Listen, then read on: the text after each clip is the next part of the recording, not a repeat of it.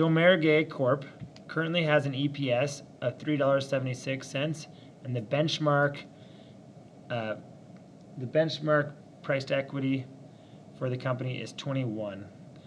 Price to earnings is 21. Earnings are expected to grow at 5.1% per year. So what is your estimate of the current stock price? What is the target stock price in 1 year? Assuming the company pays no dividends, what is the implied return on the company's stock over the next year? What does this tell you about the implicit stock return using the price to equity valuation? Okay, so if there's no dividends, how do we value the stock? Well, we take a benchmark. So this could be historical, this could be what we expect it to be.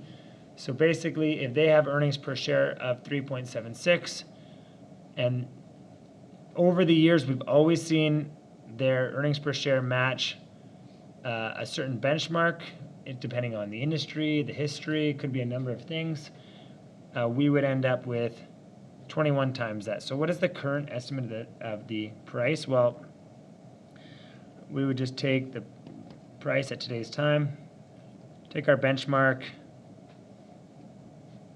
PE, times it by our EPS, and all it is 21 times 3.76, and we get a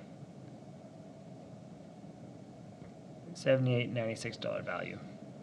So let's say that stock is trading at 71. You might see value in this stock. You might want to buy it. Let's say it's trading at 85. You might not see value in that stock anymore, so you might not buy it. So what is the target stock price in 1 year? Well, if our expectations are 5.1%.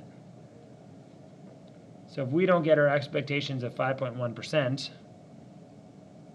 or this is what we're expected. So what is our target? Well, we need to meet or exceed our expected. We expect it to do what we anticipate.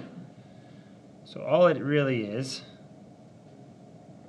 going to be our benchmark price to earnings times our earnings per share, but we do expect that earnings per share to grow by this 5.1% per year, so by the growth rate that we've laid out. So 21 times 3.76 times 1.051, and we end up with $82.99, which is exactly 5.1% more than the years before.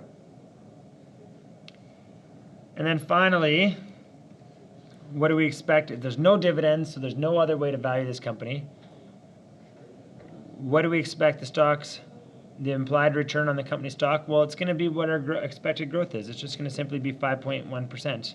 There's no other way for us to value the stock. So if we don't have dividends, what we're looking for is a stock return based on expected growth.